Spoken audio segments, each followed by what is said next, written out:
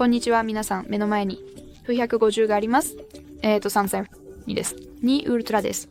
このデバイスでビデオ解像度を変更する方法をお見せします。ではカメラを開いて始めましょう。現在は標準の写真モードにいますので、ビデオモードに切り替えましょう。さて、このオプションバーを見てみましょう。ここに解像度の項目がありますので、タップしてみましょう。このデバイスには3つの良くなるオプションがあります。P1080p そして 4K です。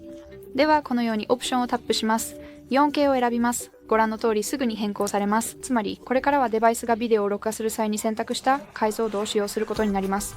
はい、それでは以上です。ご覧いただきありがとうございます。このビデオが役に立ったことを願っています。もし役に立ったなら、ぜひチャンネル登録ボタンを押していいねを残してください。